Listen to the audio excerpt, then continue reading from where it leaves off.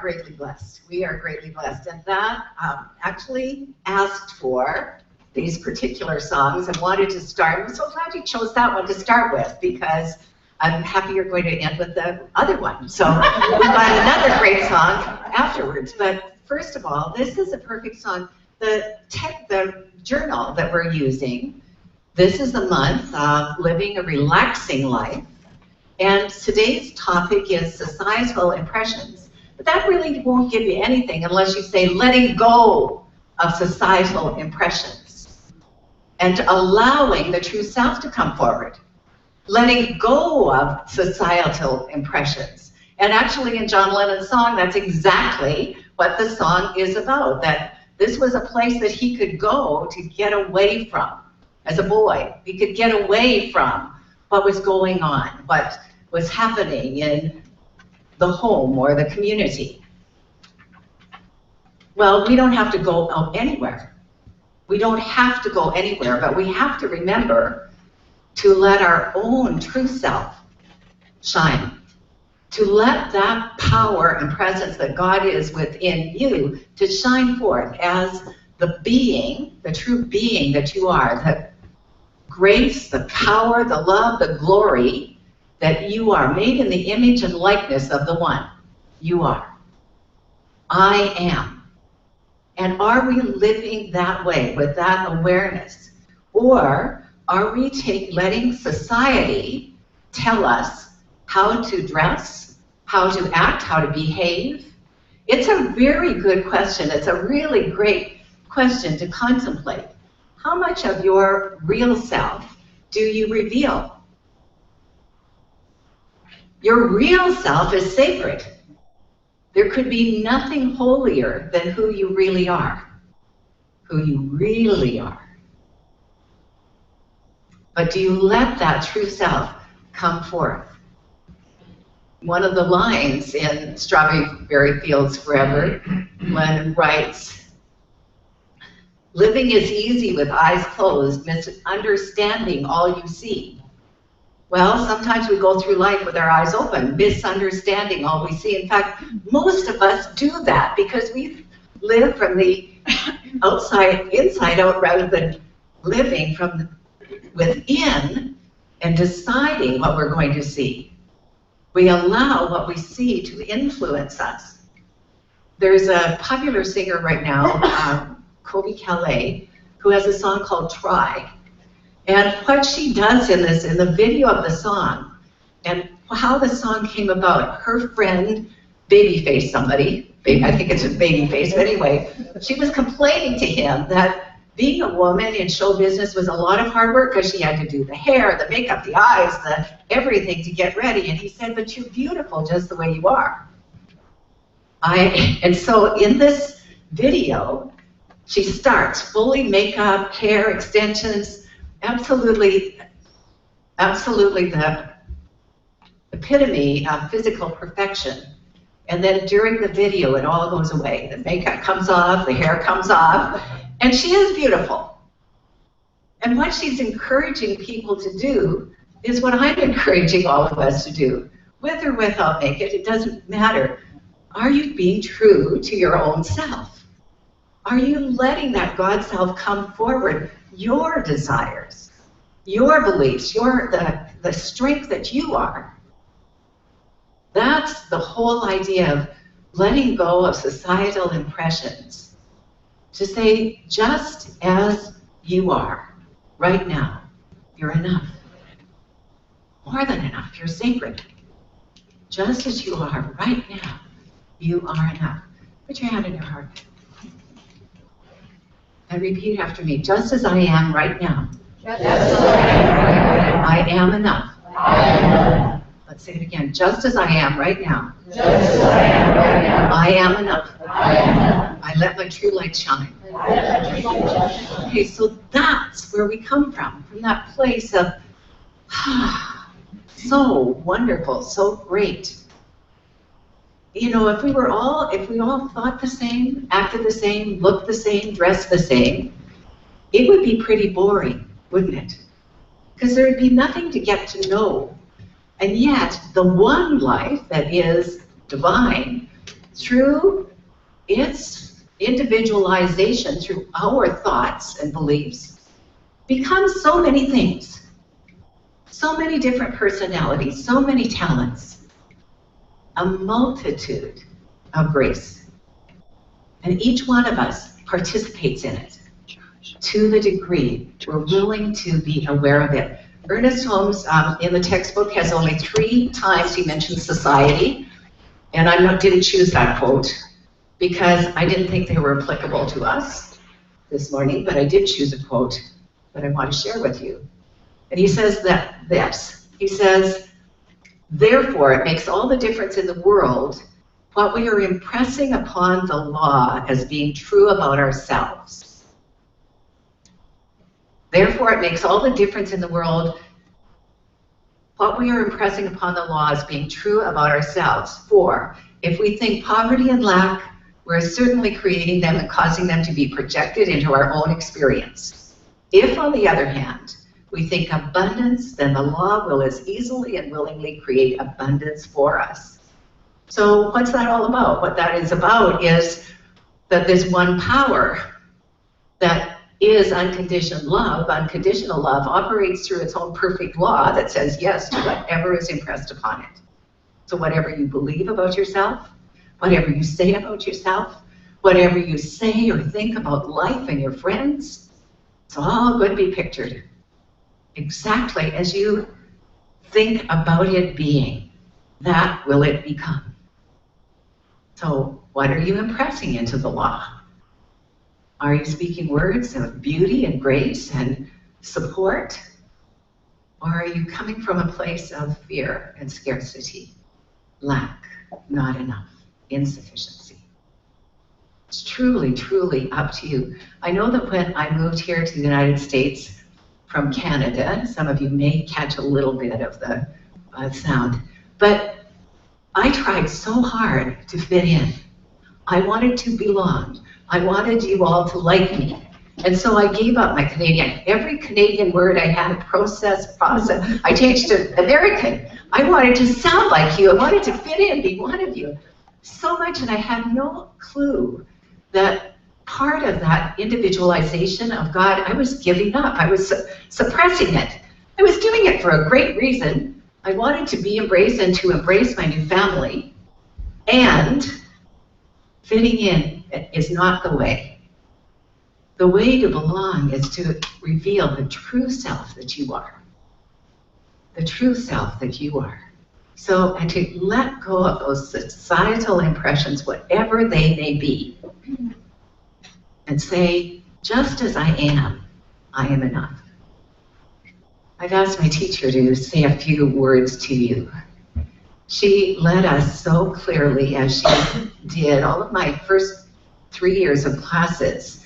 I studied with her, and she definitely has an impression upon me. You'll see from whatever she says, she comes from the absolute and only the absolute. There's nothing else but God. Here, God in expression, my teacher, my friend, my mentor, Reverend Dr. Sue Rubin.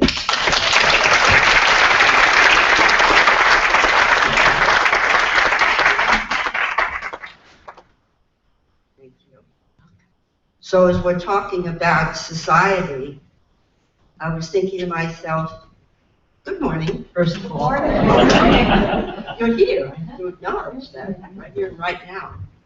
I was thinking, interesting. So what does society say to the student, quote unquote, who is standing up on this magnificent stage, and the teacher, quote unquote, is sitting right there? Is she nervous? Is there a bit of, am I saying it right? Am I doing it right? Does she like it? Is it showing all this that I have manifested as the consciousness of God as me? And let's turn that around. Society would say that the teacher sitting there goes, wow, I taught her everything I know, and everything she knows, I taught her. What I think is something that I shared yesterday at the board advance. We don't call it a retreat, we call it an advance. And I said, my teacher, Dr. Tom Johnson, anybody remember Dr. Tom? From the West Valley Church of Religious Science. He used to say the greatest testament to the idea that you have absorbed, embodied, and lived this principle, and continue to live it, is when you see your student exceed where you have been and what you have done. And that's what I see in the ways of leadership. My mind flashed back, as did Dr. Heather's, as we were sharing yesterday, to a classroom in downtown Edmonton. The green kid, me from California, talk about wanting to be a Canadian. I could never get an A. What's that? Tickety boo or diggity poo or whatever that thing was. And then they didn't wear hats, they wore toques or something, toques. Never got it. It's like New York was not leaving me, and take it or leave it. That was it. But in that classroom, it was the second story and there were no elevators. So we all trekked up and we did classes, and I just flashed back. I told Dr. Heather I could see her sitting exactly where she sat. And me, this is my first ministry, I just wanted to stay 5 minutes ahead of everybody else. And she's pretty darn smart, do you know that? Yeah. So I also want to know, do you know the magnificence of a consciousness? We speak so much about consciousness, which I would just describe as the awareness of truth. The awareness that everything that Dr. Heather said, God is, I am. That besides, aside from, underneath, through, above and beyond what you are experiencing right now, and let's face it, we're living in a physical world that is pretty compelling in its stimulation of fear and violence and anger and destruction and devastation and poverty and lack and limitation, and the list goes on and on. And yet, just what Reverend Judy said, I've never heard it put that way before. We go within so that we're never without. So that whatever is happening in the physical world, I'm not denying it, I'm not trivializing it, but I'm standing firm that in the midst of all this fluctuation and movement and constant ongoing change, there is a solid, changeless, unmovable, unchangeable permanence. That is the spiritual nature of who you are, who you've always been, who you will forever be, whether you know it or not. It's there. So all we're ever doing is becoming consciously aware of our oneness with God. Dr. Heather was a person who personified the absolute determination to begin with the end in mind. She knew what she wanted, and she wanted to become a minister and live in the States, particularly California. And I need to refresh my own memory and yours as to what that took. So I started teaching Science of Mind classes. Now, we're talking about 1985, so turn the clock back. And certainly Science of Mind was new to Edmonton in that time, in that place. And so Heather continued. She was a teacher herself at that time. In fact, our very first Science of Mind classes were held at the high school where she taught, and we didn't have to pay a cent. So, first year, great. Again, staying 5 minutes ahead of everybody. Second year, great. Continued the journey. Third year, great. Heather became a practitioner. Well, from third year at that time, you, just as now, would go into what we call the fourth year, which was the ministerial training. I didn't have enough people to do that. And so Heather waited her time out, continued her studies, taking classes over again, and patiently waiting year two. Sorry, still don't have enough people. My consciousness wasn't there. Ours was for where she was going. Where I was going was going to take a little bit longer. And so, the way the universe does everything, it moves mountains, it does whatever is necessary to draw together everything from an original creative idea that brings that idea into its implementation and manifestation. This building is proof of that. And what happened for Heather was, my dear friend and colleague, Dr. Arlene Bump, at the time, let's all say that together, Bump. She was teaching, she was the minister down in Calgary. Heather made a clear, decisive, purposeful choice to leave Edmonton, leave her job, and go down to Calgary to continue her studies because Dr. Arlene was teaching the ministerial class. And from there, the rest is history. Every step led the way to the perfect conclusion of a perfectly inspired divine idea. This sanctuary that you're occupying right now is the conclusion of a perfectly designed idea in the mind of God that, let's face it, those of you who have been here a long time, you know the cycle of the unfolding process it took for years and years. And so to see this is a demonstration of the consciousness of your leader, your board, your practitioners, the practitioners who keep that high watch, the minister who is always first and foremost a practitioner, is one piece of the puzzle. That manifestation has already taken place. Now I challenge each and every one of you to be the spokesperson, the messenger of the light, which goes everywhere, into markets, into banks, into friendly connections and events and social things that you're doing. And your challenge is, within every group you inhabit, to say, have you heard? And of course, immediately you get people's attention. Have you heard what? Have you heard about the Center for Spiritual Living in San Clemente? Beautiful, lush, lovely San Clemente. Well, no. What are you doing next Sunday morning? 10 o'clock is a meditation, 10:30 the message begins. Have you ever heard of Dr. Heather Dawn Clark? Well, no. Well, for God's sakes, I'm picking you up. We're going. And this sanctuary, which is lush and lovely, the music, Rick and Karen, the musicians, everything about it is designed with you in mind. You have to, however, do your part, which is to live up to that divine expectation of being who you are in mind, not in what may temporarily be happening in your body and in your money matters and in the world at large. None of that is to be denied or ignored, but it is to be set aside in exchange for a more important idea. God is I am. Will you say that with me? God is I am. You have just declared, without equivocation, doubt, or argument, that you are an individualized expression of God. So my challenge to you is, now go out and prove it. Thank you very much.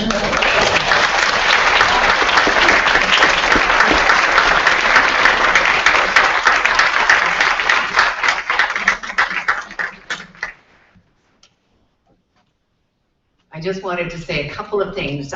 Ralph Waldo Emerson said, and it was quoted in our journal for today, for the lesson that is with this topic, imitation is suicide. Copying someone else is suicide. You must be true to the self. And then I wanted to close by reading to you a David Whyte poem called Opening the Eyes, Opening of Eyes. He says, that day I saw beneath dark clouds the passing light over the water, and I heard the voice of the world speak out.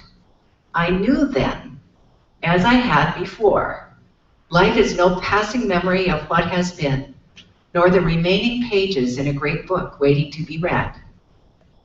It is the opening of eyes long closed. It is the vision of far-off things, seen for the silence they hold. It is the heart, after years of secret conversing, speaking out loud in the clear air. It is Moses in the desert, fallen to his knees before the lit bush. It is the man throwing away his shoes as if to enter heaven, and finding himself astonished, opened at last, fallen in love with solid ground. This is who you are. Leave those societal impressions. They never were you, and so it is.